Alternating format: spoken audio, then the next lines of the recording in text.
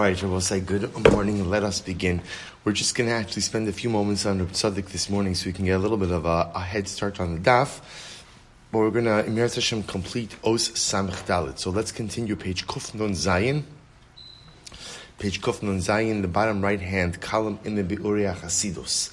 So the Rebbe writes as follows: Va'al inyan zeh shehaya misayeya la'adam im holech al pi anira lo b'derech haTorah af she'in zeh ratzon Hashem. Supposed to remember again Rabbi Tzaddik's concept is that the Ribono Shel Olam may allow a person to be successful in life in a particular endeavor, even if the Ribono Shel Olam does not feel that that particular endeavor is a good idea.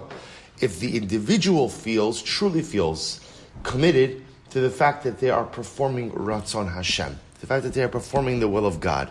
A dramatic idea that Baderech Sha'adam Rotze Leilech Molichin also. If a person truly believes that they're walking along the Derech Hashem, the proper path, even if the Ribono Shel Olam disagrees, the Mais again HaKadosh Baruch Hu will help them along that path. So he gives an example here. He says, Be'emes ne'emar lo b'shamayim miklomar me'achar shekvar nosna Torah mehar Sinai ein anu mashkichim bebaskol min hashamayim hagam shi emes. So we'll say there's a concept, an interesting concept in halacha of lo b'shamayim. What does lo b'shamayim mean? That even if halacha l'maisa, a person were to go ahead and be supported by a baskol, right, as we're going to see in just a moment, Kadosh Baruch Hu were to come out and to say the halacha follows so-and-so, that would not be a definitive raya in halacha.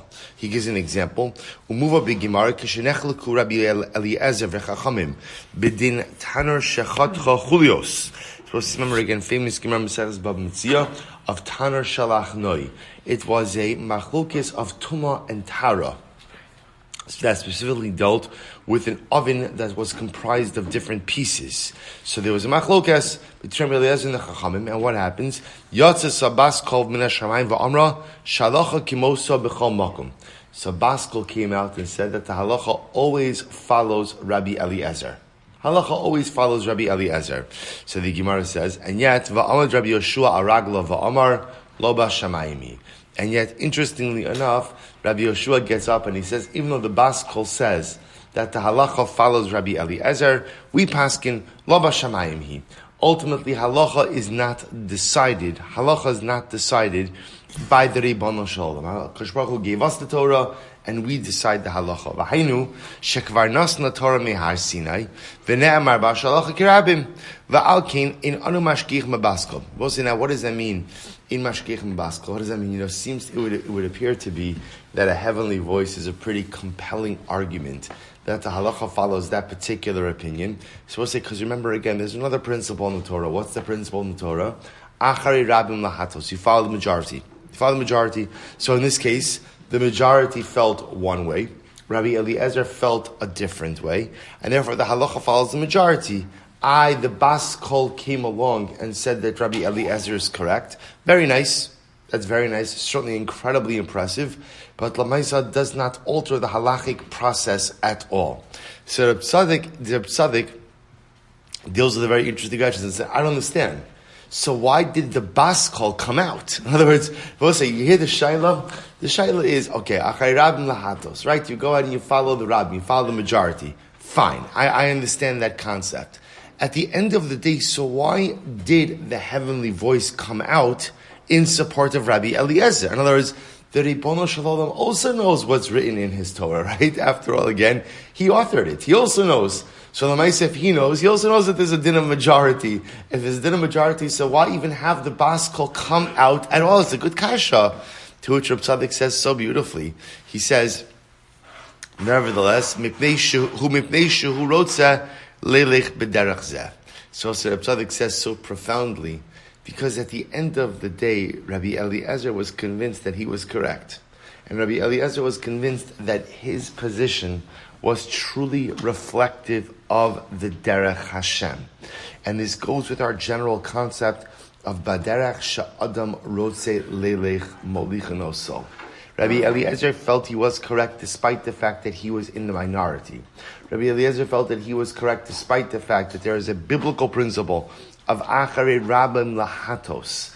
And when the Ribono Shel Olam sees that someone is convinced of their derech, of the correctness of their derech, and truly feels that their derech is the Ratzon Hashem, the Ribono Shel Olam lends his support to that individual, even if objectively what the individual is doing is incorrect. We'll say it's a very profound yesod. It's almost like, if I was thinking about this a little bit, that I think in parenting, we sometimes do this also, right? Sometimes your child has an idea and wants to do something, and in your advanced parental mind, you're thinking to yourself, that's ridiculous. That's absolutely ridiculous. It is such a bad idea on so many levels.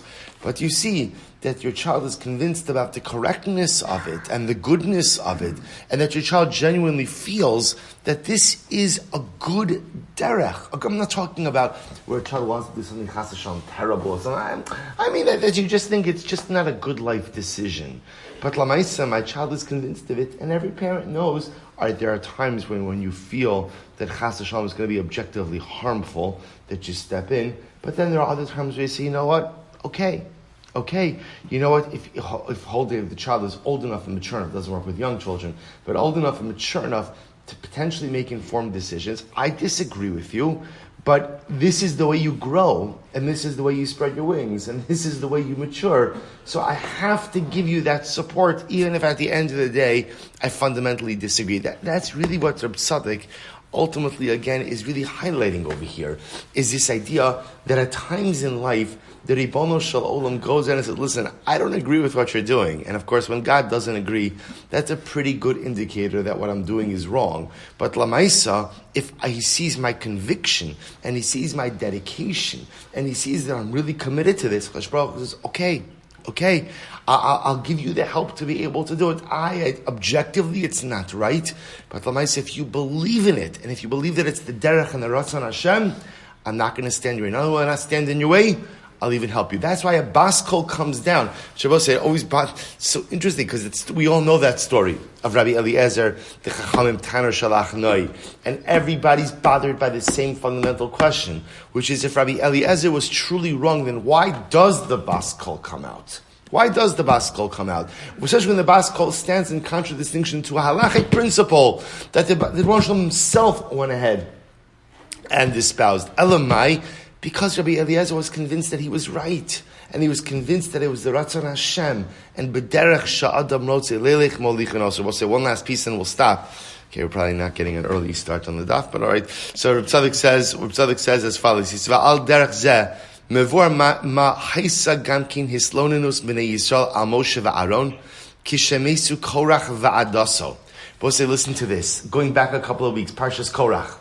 Remembering, and we'll say something amazing happens. The earth opens up, swallows up Korach and his followers, right? A pretty clear indication that what? That Korach was wrong, Moshe was right. What's Klal Yisrael's response to the earth opening up and swallowing up Korach? Atem amisem es am Hashem. They accuse Moshe, look, you're killing Jews. You've killed Jews. What? First of all, Korach started. Second of all, this was an existential threat to Klal Yisrael. And by the way, as powerful as Moshe is, Moshe can't make the earth open. Right? Moshe can't make the earth open. Only HaKadosh Baruch Hu can make the earth open. And yet they're accusing Moshe of killing Jews, of killing Am Hashem. What's the pshat? He says, Mikol Makom Chashu, turn the page. Mikol Makom Chashvu al zeh, ki lo b'shamayim v'lachin ein lismoch al pelach zeh shel blias ha'adama ki hochacha min hashamayim l'das be'er shadinim. Listen to this. So Rabbi Tzaddik essentially says that Klal Yisrael said as follows. Klal Yisrael said, Moshe, you're Moshe. And the derech sha'adam rotze leilech molichin oso. You're a powerful man, Moshe. And there's no question in our minds that if you are convinced of a particular derech, and you are convinced that that derech is correct, and it is the Ratzon Hashem, the Ribono Shel Olam is going to help you down that derech. Did God want to open up the earth and swallow up Korach and his followers? No. No. You know why he did it? He did it because you were convinced of the correctness of that approach. But it is not indicative of the fact that that was the fate they truly deserved. So I'll say, so again, literally what they're saying is, Moshe, you know what you're like? You're like Rabbi Eliezer and Taner Shalach Noi. You're like the Baskol. Rabbi Eliezer was wrong. He was the minority, and Allah was decided by the majority. When HaKadosh Baruch Hu sees that you have convictions and sees that you're dedicated to your cause, then at the end of the day, He'll support you, even if you're not correct. So Moshe, you have convictions. You're dedicated to your cause. HaKadosh Baruch Hu is supporting you, even though what? You're not really correct. That was their taina on Moshe ben Yisrael. I will say, this concludes the Oz, and what comes out of this are a number of different lessons, a couple of sub-lessons. Number one, you see the power of having convictions and the power of believing in something. Say so many times in life we're like parav on things. Like if you ask people today, I think you find it a lot. I think a lot of times like we're involved in a lot of things, and a lot of things are important to me. But like, what am I passionate about? What am I truly? What are my convictions? What do I believe in so much that I would even be able to sway the opinion of the Ribono Shel Olam in a certain way? The power of conviction, the power of dedication to an idea, to a principle, to a cause that is so strong and so intense that it could even lobby the Ribono Shel Olam to my side. That's Aleph.